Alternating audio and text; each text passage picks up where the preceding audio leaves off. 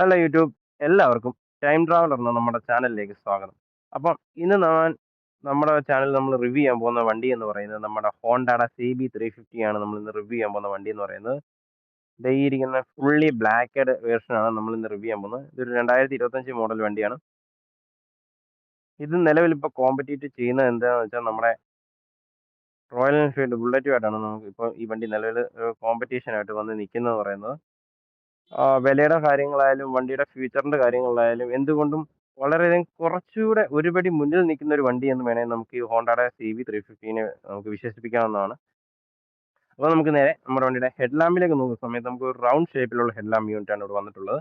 അതിൽ നമുക്കൊരു DRL വരുന്നുണ്ട്. പിന്നെ അതിനകത്ത് വരുന്ന ലൈറ്റ്സ് എന്ന് പറയുന്നത് നമുക്ക് LED ഹെഡ് ലൈറ്റ്സ് ആണ് വരുന്നത്. ഹൈ ബീമും ലോ ബീമും LED തന്നെയാണ് വരുന്നത്. അത്യാവശ്യം കുഴപ്പമില്ലാത്ത നല്ലൊരു വിസിബിലിറ്റി നമുക്ക് നൈറ്റിൽ ഇതിൽ നിന്ന് കിട്ടുന്നു. ഒരു DRL ഷേപ്പിലാണ് നമുക്ക് ഇതിന്റെ ഇൻഡിക്കേറ്റേഴ്സിന്റെ ആ യൂണിറ്റ് ഫ്രണ്ടിൽ നമുക്ക് രണ്ടും വരുന്നത്.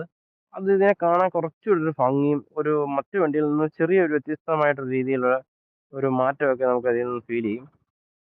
പിന്നെ ഇതിന്റെ ബ്രേക്സിലേക്ക് നോക്കുന്ന സമയത്ത് നമുക്ക് 310 mm ഡിസ്ക് ബ്രേക്സ് ആണ് നമുക്ക് ഇതിന്റെ ഫ്രണ്ടിൽ ലഭ്യമാകുമെന്ന് പറയുന്നത്. അത്യാവശ്യം ഹ്യൂജ് ആയിട്ടുള്ള ഒരു ഡിസ്ക് ബ്രേക്ക് ആണ് ഫ്രണ്ടിൽ കൊടുത്തിട്ടുള്ളത്. നമുക്ക് ഇതിൽ കൊടുത്തിട്ടുള്ള കാലിപ്പർ എന്ന് പറഞ്ഞാൽ നമുക്ക് നിസിന്റെ 2 സിലിണ്ടറിന്റെ കാലിപ്പറാണ് കൊടുത്തിട്ടുള്ളത്. അതുകൊണ്ട് തന്നെ നല്ല രീതിയിലുള്ള ഒരു ബ്രേക്ക് പാറ്റ് കാര്യങ്ങൾ ഈ വണ്ടിയുടെ ഭാഗത്ത് നമുക്ക് ലഭ്യമാകുന്നുണ്ട്. നല്ലൊരു കോൺഫിഡൻസ് ആണ് ഈ വണ്ടി ഓടിക്കുന്ന സമയത്ത് നമുക്ക് ഫ്രണ്ട് ബ്രേക്സിൽ നിന്ന് നമുക്ക് ലഭ്യമാകുമെന്ന് പറയുന്നത്. പിന്നെ ഇതിന്റെ അലോയ്സ് വരുന്നത് 19 ഇഞ്ചാണ് ഇതിന്റെ അലോയ്സ് വരുന്നത്, ഫ്രണ്ട് അലോയ്സ് വരുന്നത്. 100, 90, 19 എന്ന അലോയിലാണ് നമുക്ക് ഇതിന്റെ ഫ്രണ്ട് ലഭ്യമാകുന്നത്. ഇതിന്റെ ടയേഴ്സ് വരുന്നത് MRFന്റെ ടയറാണ് ഇതിനകത്ത് നിലവിൽ സ്റ്റോക്ക് കൊടുത്തിട്ടുള്ളത്. അത്യാവശ്യം കുഴപ്പമില്ലാത്ത നല്ല ഗ്രിപ്പ് ഈ MRFന്റെ ടയറിൽ നമുക്ക് ലഭ്യമാകുന്നുണ്ട്. പിന്നെ ഈ ഭാഗത്തായിട്ട് നമുക്ക് ചെറിയൊരു റിഫ്ലക്ടർ കാര്യങ്ങളൊക്കെ കൊടുത്തിട്ടുണ്ട്. ഹോൺസ് ആണ് കൊടുത്തിട്ടുള്ളത്. നമുക്ക് ഇതിനകത്ത് 2 ഹോൺ ഇതിനകത്ത് ലഭ്യമാണ്. പിന്നെ ഈ സൈഡിലേക്ക് വരുന്ന സമയത്ത് നമുക്കൊരു ക്രാഷ് കാർഡ് കൊടുത്തിട്ടുണ്ട്. നല്ല രീതിയിൽ എഞ്ചിനെ പ്രൊട്ടക്ട് ചെയ്യുന്ന രീതിയിലാണ് ആ ഒരു ക്രാഷ് കാർഡ് ഫുള്ളി കവർഡ് ആയിട്ടാണ് വെച്ചിട്ടുള്ളത്. ഇൻ കേസ് നമ്മളൊന്ന് വീണാൽ തന്നെ എഞ്ചിന്റെ ഹെഡിനോ അല്ലെങ്കിൽ എഞ്ചിന്റെ ആ ഭാഗങ്ങളിലൊന്നും യാതൊരു സ്ക്രാച്ച് ഏൽക്കാതെയുള്ള മാക്സിമം പ്രൊട്ടക്ട് ചെയ്യുന്ന രീതിയിലാണ് ആ ഒരു ക്രാഷ് കാർഡ് നമുക്കിവിടെ കൊടുത്തിട്ടുള്ളത്. പിന്നെ നോക്കുകയാണെന്നുണ്ടെങ്കിൽ ഇതിന്റെ മെയിൻ ആയിട്ട് ഇതിന്റെ ഹൃദയത്തിലേക്ക് നോക്കുന്ന സമയത്ത് ഒരു 348.6 cc single cylinder air cooled എഞ്ചിനാണ് ഇതിനകത്ത് വരുന്നത്. അത്യാവശ്യം നല്ല ടോർക്കി ആയിട്ടുള്ള നല്ല പവർഫുൾ ആയിട്ടുള്ള ഒരു എഞ്ചിനാണ് ഇതിനകത്ത് കൊടുത്തിട്ടുള്ളതെന്ന് പറയുന്നത്. ഈ എഞ്ചിന്റെ മാക്സിമം പവർ എന്ന് പറയുന്നത് 20.7 BHP 5500 RPM ഇതിന്റെ മാക്സിമം ടോർക്ക് എന്ന് പറയുന്നത് 29.4 BHP 3000 RPM ഇതിന്റെ മാക്സിമം ടോർക്ക് എന്ന് പറയുന്നത്. അത്യാവശ്യം നല്ല ടോർക്കി ആയിട്ടുള്ള നല്ല പെർഫോമൻസ് ആയിട്ടുള്ള ഒരു എഞ്ചിൻ തന്നെയാണ് നമുക്ക് ഇതിലേക്ക് ലഭ്യമാകുന്നത് പറയുന്നത്. പിന്നെ സൈഡിലേക്ക് വരുന്ന സമയത്ത് നമുക്കൊരു ഹോണ്ടയുടെ ഒരു ബാഡ്ജിങ് കാണാം. അത് ക്രോമിയം ഫിനിഷിലാണ് കൊടുത്തിട്ടുള്ളത്.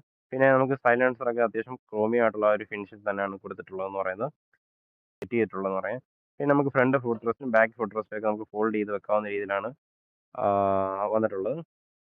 പിന്നെ വണ്ടിയുടെ ഗ്രൗണ്ട് ക്ലിയറൻസ് വരുന്നത് 165 mm ആണ് വണ്ടിയുടെ ഗ്രൗണ്ട് ക്ലിയറൻസ് വരുന്നത്. അത്യാവശ്യം നല്ലൊരു ഗ്രൗണ്ട് ക്ലിയറൻസ് കാര്യങ്ങൾ വരുന്നുണ്ട്. നമുക്ക് അത്യാവശ്യം നല്ലൊരു മോശം റോഡിൽ കൂടെ ഒക്കെ വണ്ടി ഞാൻ യൂസ് ചെയ്ത് നോക്കി. അടിയും ഭാഗങ്ങളൊന്നും കാര്യങ്ങളൊന്നും തട്ടുന്നില്ല. കുറച്ചൊന്ന് ഹെവിയാണ് വണ്ടി എന്ന് ഒഴിച്ചു കഴിഞ്ഞാൽ ബാക്കിയൊക്കെ നമുക്ക് എളുപ്പമാണ്.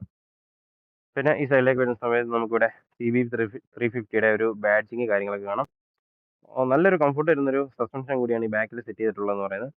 പിന്നെ ഇതിന്റെ ബാക്ക് ബ്രേക്സിലേക്ക് നോക്കുന്ന സമയത്ത് നമുക്ക് 240 mm ഡിസ്ക് ബ്രേക്കാണ് ബാക്കിൽ നമുക്ക് ലഭ്യമാകുമെന്ന് പറയുന്നത്. ഇവിടെ നമുക്ക് നിസിന്റെ കാലിപ്പറാണ് കൊടുത്തിട്ടുള്ളത്. ഒരു സിംഗിൾ സിലിണ്ടർ ആണ് ഇതിനകത്ത് ബാക്കിൽ നമുക്ക് കൊടുത്തിരിക്കുന്ന കാലിപ്പർ കൊടുത്തിട്ടുള്ളത്. അത്യാവശ്യം നല്ല രീതിയിലുള്ള ഒരു ബ്രേക്ക് ലൈറ്റ് നമുക്ക് ബാക്കിൽ നിന്ന് ലഭ്യമാകുന്നുണ്ട്. കുഴപ്പമില്ലാത്ത മോശമല്ലാത്ത ഒരു ബ്രേക്ക് ഒക്കെ നമുക്ക് ബാക്കിലെ ബ്രേക്ക് കിട്ടുന്നുണ്ട്. ബാക്കിലേക്ക് വരുന്ന സമയത്താണ് നമുക്ക് റോയൽ എൻഫീൽഡുമായിട്ട് ഒരു സാമ്യത തോന്നിക്കുന്ന രീതിയിലുള്ളൊരു ടെയിൽ ടേഡി ഇവിടെ കൊടുത്തിരിക്കുന്നതായിട്ട് നമുക്ക് കാണാൻ സാധിക്കും. പിന്നെ നമ്മൾ ഈ സൈഡിലേക്ക് നോക്കുന്ന സമയത്ത് നമുക്കിവിടെ വശങ്ങളിലായിട്ട് ഇവിടെ നമുക്കൊരു സാരി ഗാർഡ് കൊടുത്തിട്ടുണ്ട്. സേഫ്റ്റിയുടെ ഭാഗമായിട്ട് നല്ലൊരു സാരി ഗാർഡ് കൊടുത്തിട്ടുണ്ട്. ഫുള്ളി കവർഡാണത്. ഇങ്ങോട്ടേക്ക് നോക്കുന്ന സമയത്ത് ഈ വണ്ടിക്ക് സൈഡ് സ്റ്റാൻഡ് സെൻസർ വരുന്നുണ്ട്. സൈഡ് സ്റ്റാൻഡ് ഇൻഡിക്കേഷൻ വണ്ടിയിൽ വരുന്നുണ്ട്. പിന്നെ സെൻറ്റർ സ്റ്റാൻഡ് വരുന്നുണ്ട്. പിന്നെ നമുക്ക് ഇതിന്റെ ഗിയർ ബോക്സിലേക്ക് നോക്കുന്ന സമയത്ത് നമുക്കൊരു 5 സ്പീഡ് ഗിയർ ബോക്സ് ആണ് കിട്ടുന്നത്. അത്യാവശ്യം നല്ല ക്രിസ്പി ആയിട്ടുള്ള ഒരു ഗിയർ ബോക്സ് തന്നെയാണ്. ഫോൾട്ട് ന്യൂട്രൽസ് കാര്യങ്ങളൊന്നും തന്നെ എനിക്ക് ഇതുവരെ ഈ വണ്ടി ഓടിച്ചിട്ട് ഇതുവരെ ലഭ്യമായിട്ടില്ല.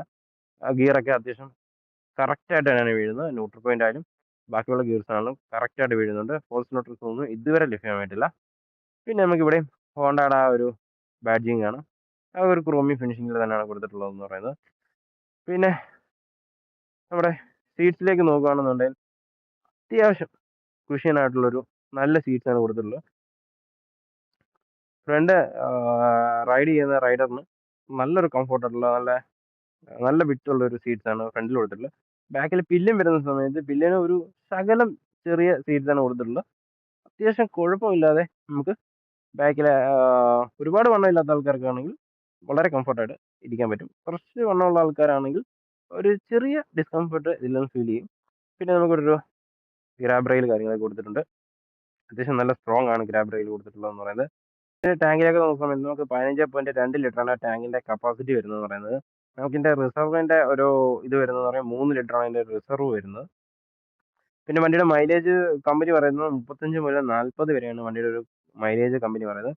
അത് നമ്മളെ റൈഡിങ്ങിന്റെ ആ ഒരു രീതി പോലെ ഇരിക്കും നമുക്ക് കിട്ടുന്ന മൈലേജ് എന്ന് പറയുന്നത്. പലർക്കും പല രീതിയിലാണ് മൈലേജ് കിട്ടുന്നതെന്ന് പറയുന്നത്. ഇനി നമുക്ക് ഇതിന്റെ മീറ്റർ കൺസോളിലേക്ക് നോക്കാം. മീറ്റർ കൺസോളിലേക്ക് നോക്കുന്നതിന് മുമ്പായിട്ട് നമുക്ക് ഈ വണ്ടിയുടെ സ്വിച്ചസിലേക്ക് നോക്കാം. ഇതിൽ നമുക്ക് എഞ്ചിൻ ഓൺ കിൽ സ്വിച്ച് ഒക്കെ നമുക്ക് ഇവിടെയാണ് ലഭ്യമാകുന്നത്. നമുക്ക് ഇവിടെ ഹസാർഡിന്റെ ഒരു സ്വിച്ച് കൊടുത്തിട്ടുണ്ട്. പിന്നെ നമുക്ക് ഇവിടെ ഹൈ ബീം ലോ ബീമിന്റെ സ്വിച്ച് ലഭ്യമാകുന്നുണ്ട്. പിന്നെ ഫോണിന്റെ സ്വിച്ച് വരുന്നുണ്ട്. പിന്നെ ഇൻഡിക്കേറ്റർ സ്വിച്ച് വരുന്നുണ്ട്. വളരെ ബേസിക് ആയിട്ടുള്ള സ്വിച്ച് ഒക്കെയാണ് നമുക്ക് ലഭ്യമാകുന്നത് പറയുന്നത്. ഇനി നമുക്ക് ഇതിന്റെ ഇൻസ്ട്രുമെന്റ് ക്ലസ്റ്ററിലേക്ക് നോക്കാം. ക്ലസ്റ്ററിലേക്ക് നോക്കുന്ന സമയത്ത് നമുക്ക് ഈ ക്ലസ്റ്ററിന്റെ കൺട്രോൾ ചെയ്യുന്ന സ്വിച്ച് ഒക്കെ വരുന്നത് ഈ സൈഡിലായിട്ടാണ് നമുക്ക് ക്ലസ്റ്ററിന്റെ കൺട്രോൾ സ്വിച്ച് വരുന്നത് പറയുന്നത്. നമുക്ക് ട്രാക്ഷൻ കൺട്രോൾ ഓണും ഓഫും ആക്കുന്നത് ഇവിടെ ഈ സ്വിച്ചിൽ തന്നെയാണ് ഓണും ഓഫും ആക്കുന്നത്. പിന്നെ നമുക്കിതിനകത്ത് 2 ട്രിപ്പ് മീറ്റർ വരുന്നുണ്ട്, ഒരു ഓഡോമീറ്റർ വരുന്നുണ്ട്, പിന്നെ ടൈം വരുന്നുണ്ട്, ഫ്യൂൽ ഇൻഡിക്കേഷൻ ലെവൽ വരുന്നുണ്ട്, പിന്നെ ഗിയർ ഇൻഡിക്കേഷൻ ലെവൽ വരുന്നുണ്ട്. പിന്നെ നമുക്ക് ട്രാക്ഷന്റെ ഓൺ ഓഫ് സ്വിച്ച് ഇവിടെ കാണാം. ഇതിപ്പോൾ ട്രാക്ഷൻ ഓണായി കിടക്കുകയാണ്. ഓഫ് ആവുന്ന സമയത്ത് നമുക്ക് ട്രാക്ഷന്റെ ഒരു ഓഫിങ് സ്വിച്ച്. പിന്നെ ഇതിന്റെ മീറ്റർ വരുന്നത് പറയുന്നത് നമുക്ക് സ്പീഡോമീറ്റർ നമുക്ക് അനലോഗ് ആയിട്ടാണ് കിട്ടുന്നത്. ബാക്കിയൊക്കെ നമുക്ക് ഡിജിറ്റൽ ആയിട്ടാണ് നമുക്ക് കിട്ടുന്നത്. അപ്പം വണ്ടിയിലേക്ക് കയറിയിരിക്കുന്ന സമയത്ത് വണ്ടിയുടെ ഓവറോൾ വെയിറ്റ് വരുന്ന പറയുന്നത് 187 കിലോഗ്രാം ആണ് വണ്ടിയുടെ വെയിറ്റ് എന്ന് പറയുന്നത്. പിന്നെ വണ്ടിയുടെ എനിക്ക് കാൽ രണ്ടെന്നുള്ള നമുക്കിനി വണ്ടി ഓടിച്ചുകൊണ്ട് സംസാരിക്കാം.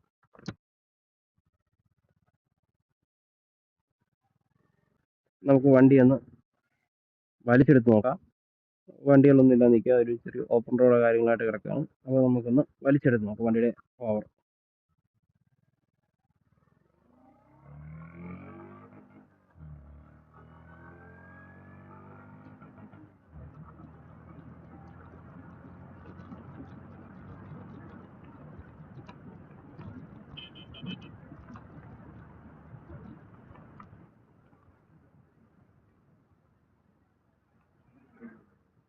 വണ്ടി വളരെ ഈസി ആയിട്ടാണ് 100 എന്നൊക്കെ പറയുന്ന സ്പീഡ് അച്ചീവ് ചെയ്യുന്നത്.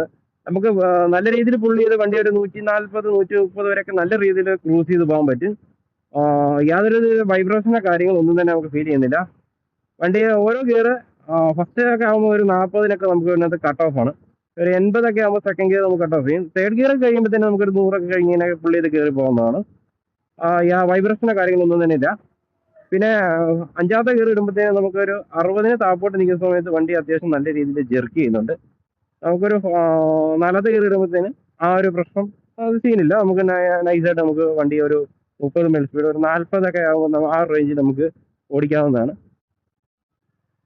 പിന്നെ ഇതിന്റെ റൈഡിംഗ് പോസ്റ്റർ ഒക്കെ നോക്കുന്ന സമയത്ത് നമുക്ക് വളരെ റിലാക്സ് ആയിട്ടുള്ളൊരു റൈഡിംഗ് പോസ്റ്റർ ആണ് ഇതിൽ നിന്ന് ലഭ്യമാവെന്ന് പറയുന്നത്.